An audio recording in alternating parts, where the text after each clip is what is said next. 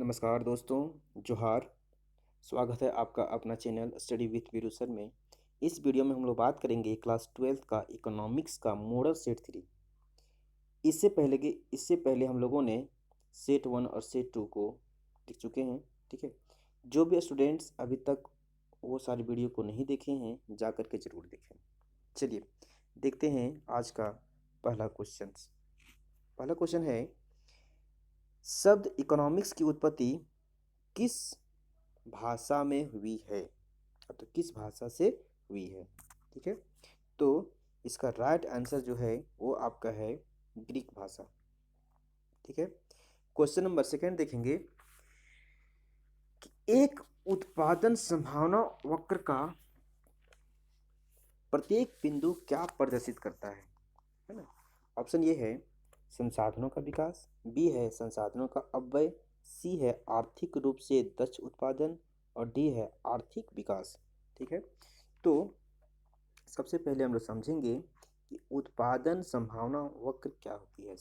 ठीक है, तो उत्पादन संभावना वक्र वह वक्र होती है जो देश अथवा अर्थव्यवस्था का एक वस्तु का उत्पादन अधिक करना चाहता है, तो उसके बारे में बताता है कि अगर कोई भी उत्पादक उत्पादन अधिक करना चाहता है तो उसे तकनीकी विकास होना जरूरी है, जिससे आर्थिक रूप से दक्ष उत्पादन हो सके, है ना? इसलिए इसका राइट आंसर जो होगा वो ऑप्शन नंबर सी होगा। आप देखते हैं क्वेश्चन नंबर 3, अर्थशास्त्र का जनक किस अर्थशास्त्री को कहा जाता है? तो हम लोग इस क्वेश्चन का आंसर जानेंगे कि इसको एडम स्मिथ को, ठीक है, अर्थशास्त्र का जनक, फादर ऑफ इकोनॉमिक्स कहा जाता है।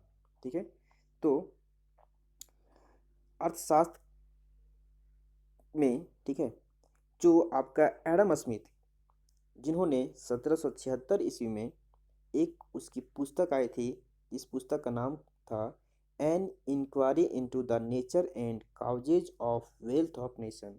इसी पुस्तक से उन्होंने काफ़ी प्रसिद्धियाँ हासिल की थी, जिसे फादर ऑफ इकोनॉमिक्स कहा जाता है। क्वेश्चन नंबर 4 देखेंगे, निम्नलिखित में से भारत का अर्थशास्त्री कौन है?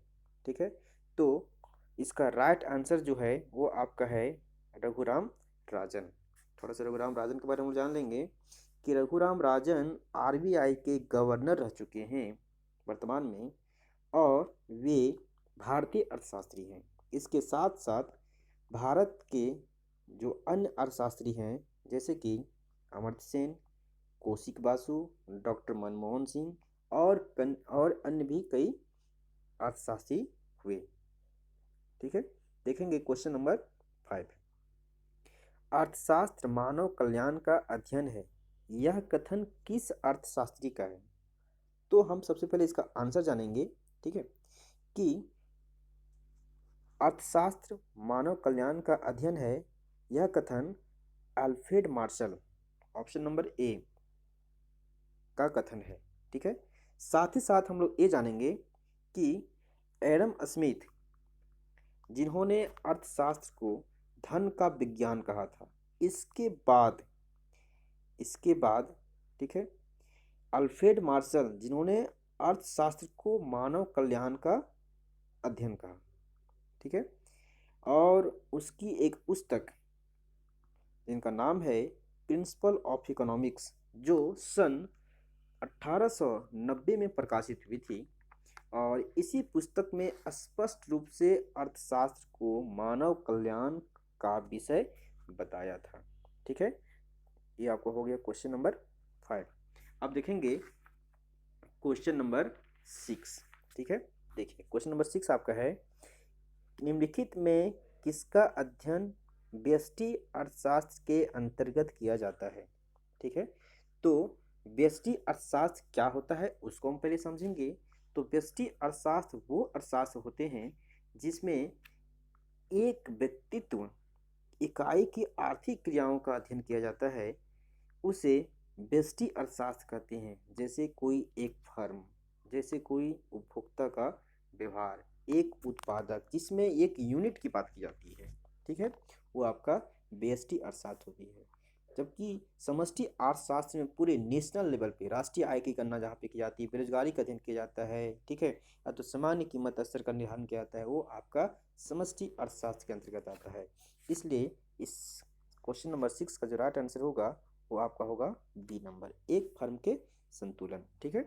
आप देखेंगे क्वेश्चन नंबर 7, किसी वस्तु का मांग फलन Q इक्वल टू 20 - 2P, जहाँ P लेस इक्वल 10 तथा बाजार में उस वस्तु के 20 उपभोक्ता हैं, तो वस्तु के लिए बाजार मांग फलन ज्ञात करें। बाजार मांग फलन ज्ञात करना है, ठीक है। तो बाजार मांग फलन के लिए हम ज्ञात करेंगे, ठीक है। ये न्यूमेरिकल टाइप से क्वेश्चन है, इसको हम बनाएंगे भी। आप लोग देखेंगे कि यहाँ पे Q इक्वल टू यहाँ पे दिया हुआ है, ठीक है, 20 - 2P, ठीक है, और वस्तु के 20 उपभोक्ता हैं, ठीक है। तो यहाँ पे हम लिखेंगे 20 इंटू 20 माइनस 2 इंटू 20P, ठीक है, P हो गया आपका ये। तो ये आपका हो जाएगा 400 माइनस 40P, ठीक है। तो आप देखिए कि ऑप्शन नंबर जो बी है वो इसका आंसर होगा, है ना। इसलिए इसका आंसर आपका बाजार मांग फलन का आंसर ऑप्शन नंबर बी होगा। चलिए ऑप्शन नंबर बी लगा दिए, ठीक। चलिए क्वेश्चन नंबर 8 देखेंगे। अर्थशास्त्र में उपयोगिता से क्या तात्पर्य है? सुख, आनंद, आवश्यकताओं की संतुष्टि या दुख? तो आपको पूछा है कि अर्थशास्त्र में उपयोगिता का क्या मीनिंग है, क्या तात्पर्य है, ठीक है।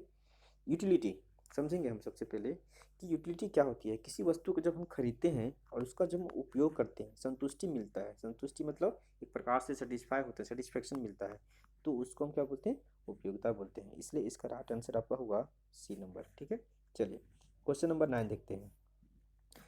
निम्नलिखित में से किसका मान ऋणात्मक हो सकता है? ऑप्शन है औसत उपयोगिता, औसत लागत, कुल उपयोगिता और सीमांत उपयोगिता, ठीक है। इसलिए राइट आंसर जो होगा आपका डी नंबर होगा, सीमांत उपयोगिता, मार्जिनल यूटिलिटी, ठीक है। चलिए क्वेश्चन नंबर 10 देखते हैं। अवस्था संतुलन की अवस्था में एक उपभोक्ता वस्तुओं के उपभोग से डैश उपयोगिता प्राप्त करता है ना। तो अधिकतम, शून्य, न्यूनतम या कम, ठीक है। तो इसका राइट आंसर होगा ऑप्शन नंबर ये, अधिकतम, ठीक है, मैक्सिमम यूटिलिटी को प्राप्त करता है।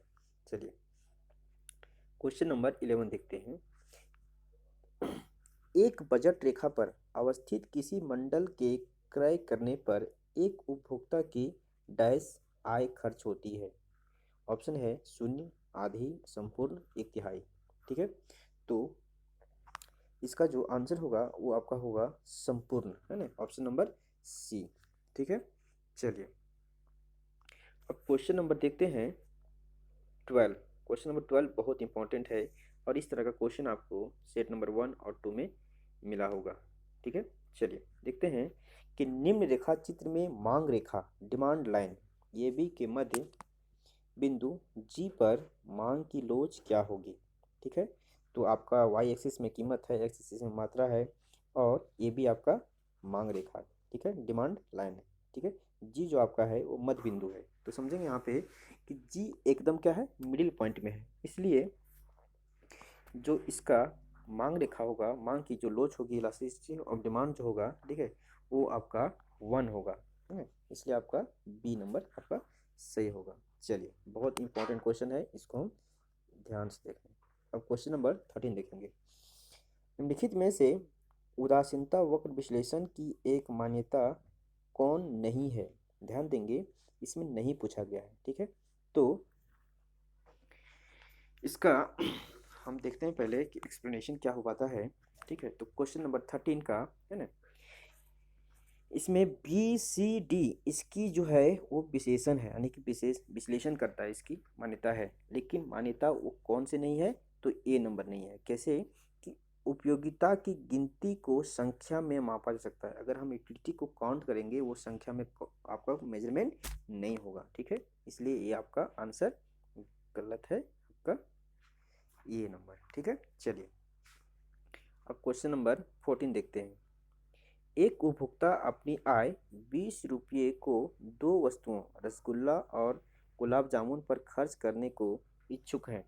दोनों वस्तुओं की कीमतें क्रमशः 4 रुपये और 5 रुपये तथा मात्राएं क्रमशः x एवं y है, तो बजट रेखा का समीकरण क्या होगा, ठीक है। तो इसको हम देखेंगे कि यहाँ पे, ठीक है, रसगुल्ला को, ठीक है, रसगुल्ला को हम रा लिखते हैं और इसे हम x से डिनोट करते हैं, ठीक है। और गुलाब जामुन को, ठीक है, गु लिखते हैं और यहाँ पे हम y से डिनोट करते हैं।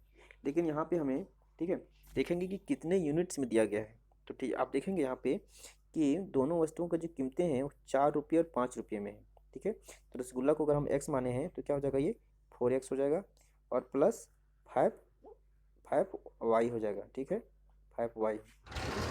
और कितने यूनिट्स है टोटल, टोटल रुपये कितने हैं, तो 20।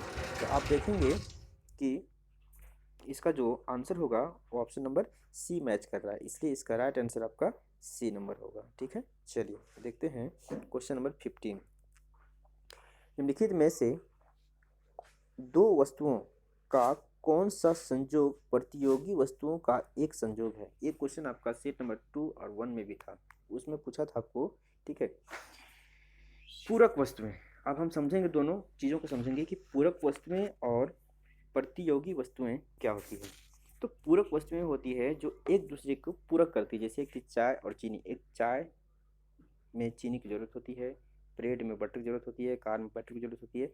लेकिन पेप्सी और कोका कोला वो दूसरे क्या है, एक प्रकार से प्रतियोगी वस्तु है ना, कंपटीशन होता है दोनों में। इसलिए ये आपका 15 का जो आंसर होगा वो आपका डी नंबर होगा। चलिए आप देखते हैं क्वेश्चन नंबर 16।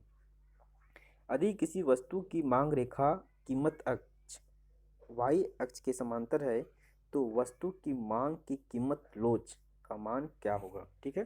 तो इसका जो मांग का जो लोच होगा तो ऑप्शन नंबर डी है ना, 0 होगा। आप इसका अगर देखेंगे, ठीक है, अगर आप देखेंगे तो ये आपका, ठीक है, इस तरह से होता है और यहाँ पे 0 होता है, इसलिए आपका राइट आंसर जो होगा वो आपका डी नंबर होगा, ठीक है। चलिए अब क्वेश्चन नंबर 17 देखते हैं, ठीक है। क्वेश्चन नंबर 17 आपका है कि उत्पादन से क्या तात्पर्य है ना, प्रोडक्शन से क्या तात्पर्य है, ठीक है।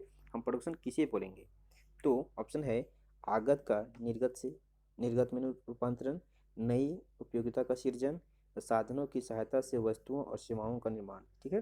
तो इसका सारा जो ऑप्शन है वो सही है, इसलिए इसका राइट आंसर होगा आपका डी नंबर, ठीक है। चलिए अब क्वेश्चन नंबर 18 देखते हैं। परिवर्ती साधन के सापेक्ष कुल उत्पाद में परिवर्तन की दर को क्या कहा जाता है, ठीक है। तो परिवर्तन की दर को आपका सीमांत उत्पाद है ना, सीमांत उत्पाद कहा जाता है, इसलिए इसका राइट आंसर होगा आपका बी नंबर, ठीक है। चलिए क्वेश्चन नंबर 19 देखते हैं। उत्पादक प्रोडक्ट है ना, जो प्रोडक्टिव होता है, प्रोडक्ट है, वो कौन होता है, ठीक है। उत्पादक जो होता है वो कौन होता है, तो समझेंगे कि साधनों की सहायता से वस्तुओं और सेवाओं का निर्माण करने वाला व्यक्ति होता है। हाँ, ये आपका राइट आंसर है, ठीक है। इसलिए आपका 19 का यही होगा, उसको आगे पढ़ने की ज़रूरत ही नहीं है। अब क्वेश्चन नंबर 20 समझेंगे हम लोग, ठीक है। और 20 जो क्वेश्चन नंबर है वो वेरी वेरी इंपॉर्टेंट है, बहुत बहुत ज़्यादा इंपॉर्टेंट है, इसको ध्यान से देखेंगे। चलिए देखते हैं। उत्पत्ति के साधनों की 5 इकाइयों के प्रयोग से किसी वस्तु की 24 तथा उत्पत्ति के 6 इकाइयों के प्रयोग से 30 इकाइयों का उत्पादन होता है, तो सीमांत उत्पादन का मान क्या होगा, ठीक है। चलिए इसको हम बनाते हैं और यहाँ पे लिखते हैं कि ये 5 इकाई, ठीक है, 5 इकाई, 5 इकाई इक्वल टू आपका कितना दिया हुआ है, तो 24 इकाई, 24 इकाई का वो एक प्रकार से क्या करता है, उत्पादन करता है, ठीक है। और फिर बता रहा है कि 6 इकाई के प्रयोग से कितना कर रहा है, तो आपका 30 इकाई कर रहा है, ठीक है। तो हम सब पहले समझेंगे कि सीमांत उत्पाद क्या होता है। तो समझेंगे कि परिवर्तनशील साधन सर्व की एक अतिरिक्त इकाई।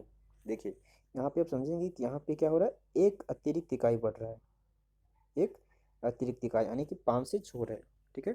अतिरिक्त इकाई और लगाने से कुल उत्पाद में होने वाली वृद्धि को सीमांत उत्पाद करते हैं। देखिए आप यहाँ पे एक इकाई बढ़ रहा है, तो आप देखेंगे कि यहाँ 24 से कितना बढ़ रहा है, तो 6 यूनिट बढ़ रहा है, 6 यूनिट बढ़ रहा है। इसलिए इसका जो राइट आंसर होगा वो आपका डी नंबर होगा, ठीक है।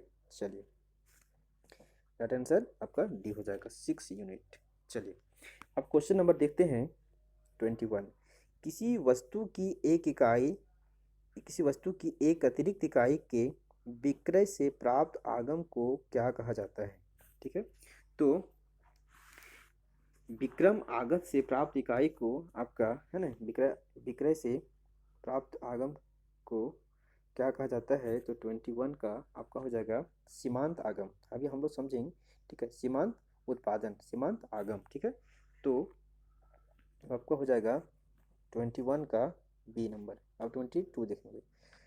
22 बता रहा है कि उत्पादन की मात्रा में परिवर्तन के साथ किस प्रकार की लागत में परिवर्तन होता है। अगर उत्पादन की मात्रा में परिवर्तन हो रहा है तो उसके लागत में क्या परिवर्तन होता है, ठीक है।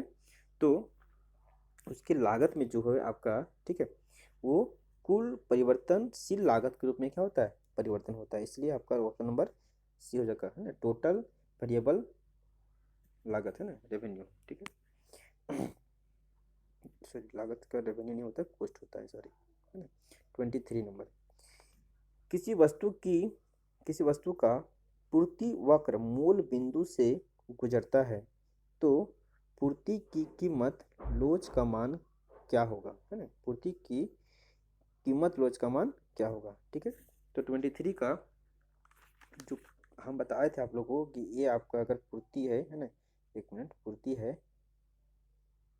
तो ये इसका पूर्ति जो होता है वो 0 होता है, ठीक है।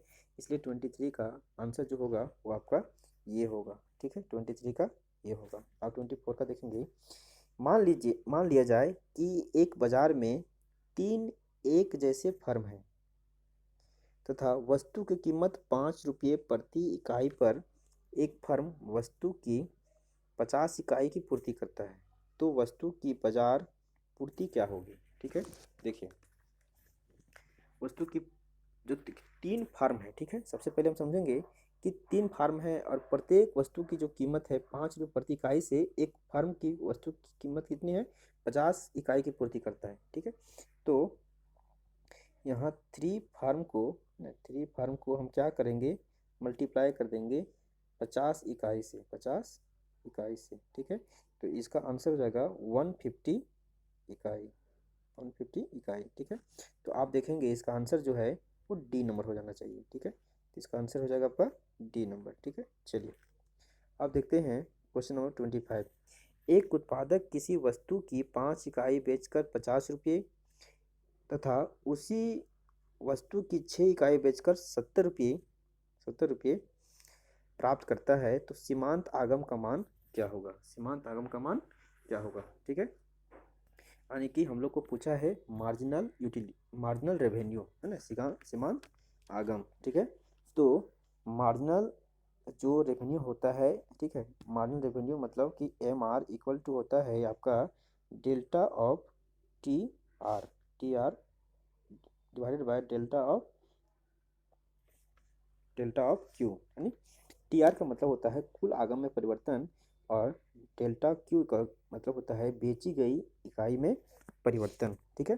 तो जो कुल आगम में परिवर्तन कितना हुआ है, तो आप देखेंगे कि 70 माइनस 50 और यहाँ पे देखेंगे कि 6 माइनस 5, ठीक है। तो यहाँ पे देखेंगे 20 डिवाइडेड बाय 1, है ना। इसलिए इसका जो आंसर होगा सीमांत आगम का वो आपका 20 रुपये होगा, 20 रुपये यानी कि 20 रुपये है, ठीक है। इसलिए 25 का क्वेश्चन का आंसर जो होगा वो डी होगा। चलिए आप देखते हैं क्वेश्चन नंबर 26 का देखते हैं कि लाभ अलाभ बिंदु की प्राप्ति होती है जब, कब होती है, तो कब होती है? कंडीशन दिया हुआ है कि एम आर तथा एम सी बराबर होता है।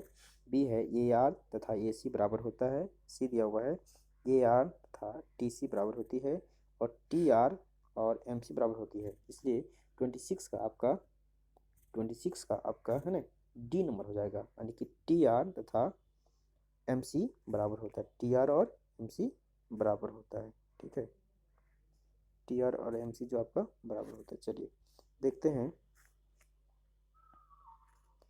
अब क्वेश्चन नंबर 27। चलिए, अल्पकाल में एक उत्पादक उत्पादन बंद करता है जब कीमत क्या होती है ना? जब कीमत क्या होती है? तो जब कीमत आपका हो जाएगी डी, है ना, कि न्यूनतम एबीसी से कम होती है। इसलिए इसका राइट आंसर आपका हो जाएगा डी नंबर। चलिए अब क्वेश्चन देखते हैं 28। दीर्घकाल में एक पूर्ण प्रतियोगी फर्म को किस प्रकार का लाभ प्राप्त होता है ना? दीर्घकाल में, इसके पहले वाले सेट ने पूछा था ना लघु काल में, है ना?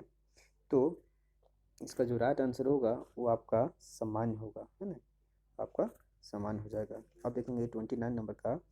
29 बहुत इंपॉर्टेंट क्वेश्चन है। This is a very very important question. इसको सॉल्व करेंगे। आप लोग देखिए कैसे, है ना, कि एक वस्तु की मांग तथा पूर्ति वक्र क्रमशः Q इक्वल टू 10-2P तथा Q इक्वल टू 5+3P है, तो साम्य कीमत क्या होगी, है ना? साम्य कीमत क्या होगी? साम्य कीमत मतलब हुआ कि मार्केट इक्विलिब्रियम, बाजार संतुलन, है ना? तो बाजार संतुलन जब होता है जब वस्तु की मांग और पूर्ति बराबर हो जाती है। नहीं कह सकते हैं इसको कि Q D equal to Q S हो जाती है। ठीक है, तो क्यू डी कितना दिया हुआ आपका? तो आपका हम डायरेक्ट ले लेते हैं यहाँ से कि 10-2P और बराबर आपका है आपका 5+3P।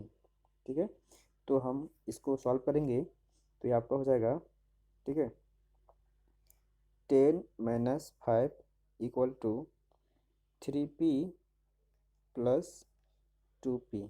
ठीक है, ये हो जाएगा आपका 5। ठीक है, और इधर हो जाएगा आपका 5P। काटेंगे इसको हम तो ये 1 हो जाएगा, इसलिए आपका P इक्वल टू आ जाएगा 1। ठीक है, तो इसका जो राइट आंसर है वो आपका क्या हो जाएगा? तो ये नंबर हो जाना चाहिए। ठीक है, चलिए अब देखेंगे क्वेश्चन नंबर 30। क्वेश्चन नंबर 30 है, किसी वस्तु की कीमत में 5% की वृद्धि करने से उसकी पूर्ति की मात्रा में 4% की वृद्धि हो जाती है, तो पूर्ति की कीमत लोच का मान क्या होगा? ठीक है, तो पूर्ति का जो कीमत लोच का फॉर्मूला होता है वो होता है आपका पूर्ति की मात्रा में प्रतिशत परिवर्तन बटा कीमत की मात्रा में प्रतिशत परिवर्तन। तो पूर्ति की मात्रा में कीमत परिवर्तन कितना है ना? तो अगर हम इसको सॉल्व करेंगे तो आपका हो जाएगा elasticity of supply equal to, है ना, वो आपका हो जाएगा 4/5। इसका हम डिवाइड करेंगे तो 0 पॉइंट कितना आएगा? 8 आएगा। ठीक है, इसलिए इसका राइट आंसर जो होगा 30 का वो आपका हो जाएगा सी नंबर। चलिए 30 का सी हो जाएगा। आप देखते हैं हम लोग 31। किसी फर्म के लाभ को इनमें से किसके द्वारा प्रदर्शित किया जाता है? लाभ को, है ना, किसके द्वारा हम लोग प्रदर्शित करते हैं? तो प्रदर्शित करते हैं हम लोग। ठीक है, तो सबसे पहले हम समझेंगे, ठीक है, कि लाभ को हम कैसे डिफाइन करेंगे। The profit is defined as the differences of total revenue T R over total cost of the firm. So profit equal to T R minus T C. इसको हिंदी में समझेंगे हम कि फर्म जो लाभ को फर्म की कुल लागत यानी कि टोटल कॉस्ट पर कुल राजस्व टी आर टोटल रेवेन्यू के अंतर के रूप में परिभाषित किया जाता है। तो लाभ इक्वल टू होता है T R minus T C, इसलिए इसका राइट आंसर होगा ये number T R minus T C. चलिए 32 देखते हैं। एक फर्म के संतुलन के लिए किस शर्त का पूरा होना आवश्यक है? ठीक है, तो फर्म के संतुलन के लिए जो है उस शर्त 2 प्रकार की शर्तें हैं। ठीक है, पहला शर्त आपका है कि M R equal to M C होनी चाहिए, और दूसरी शर्त क्या है कि एम सी वक्र एम आर वक्र को नीचे से ऊपर की ओर जाता हुआ काट रहा हो। ठीक है, तो इसका जो राइट आंसर होगा वो आपका क्या होगा, फर्स्ट है ना, एम आर क्या कर रहा है, एम सी के इक्वल में है। चलिए क्वेश्चन नंबर 33 देखते हैं। एक पूर्ण प्रतियोगी बाजार में वस्तु की संतुलन कीमत में वृद्धि हो सकती है जब, कौन कंडीशन में वृद्धि हो सकती है, तो आपका जो आंसर है वो आपका सी नंबर होगा। कैसे सी नंबर होगा कि पूर्ति में कमी जब होगी तो क्या होगा कि कीमत में आपका वृद्धि हो जाएगी। सिंपल सी बात है। चल देखेंगे अब क्वेश्चन नंबर 34 कि शर्म से क्या तात्पर्य है ना। शर्म हम किसे बोलेंगे, जो स्किल्ड लेबर है उसकी संख्या बोलेंगे, अनस्किल्ड लेबर की संख्या बोलेंगे, कि लेबर की संख्या बोलेंगे, कि जो एक व्यक्ति के द्वारा किया गया कार्य को बोलेंगे। तो हम किसी व्यक्ति को अगर कार्य पर लगाते हैं, 1 घंटे के अंदर कितना वर्क करता है उसको हम क्या बोलेंगे, एक प्रकार से हम लेबर बोलेंगे, यानी कि श्रम बोलेंगे। ठीक है, चलिए ऑप्शन नंबर डी आपका सही होगा। अब देखेंगे हम लोग 35, यदि श्रम की सीमांत उत्पाद एमपीएल तथा वस्तु का मूल्य पी है तो श्रम के सीमांत उत्पाद का मूल्य ज्ञात करने का सूत्र डैश है, मतलब कौन सा सूत्र होगा, ये आपसे पूछा है। ठीक है, तो इसका जो सूत्र होगा वो आपका होगा option number A, P P into M P L, है ना। तो हम समझेंगे पी का मतलब क्या होता है, price of commodities multiply marginal product of labour, इसलिए इसका राइट आंसर क्या होगा, ये नंबर। चलिए अब देखते हैं क्वेश्चन नंबर 36। एक एकाधिकारी वस्तु की मांग की लोच एक से अधिक होती है जब, है ना, तो क्या कंडीशन होती है उस समय, तो आपसे पूछा है ना। तो उस समय क्या होती है कि सीमांत जो आय है वो क्या हो जाती है, धनात्मक हो जाती है। चलिए क्वेश्चन नंबर 37 देखते हैं। दीर्घकाल में संतुलन अवस्था में एक अधिकार की तुलना में पूर्ण प्रतियोगी बाजार में उत्पादन की मात्रा डैश होती है। ठीक है, तो 37 का जो होगा वो आपका क्या होती है, तो अधिक होती है। ठीक है, चलिए 37 का आपका हो जाएगा अधिक। चलिए ऑप्शन नंबर बी। आप देखते हैं 38, विभेदीकृत कीमत किस बाजार की विशेषता होती है।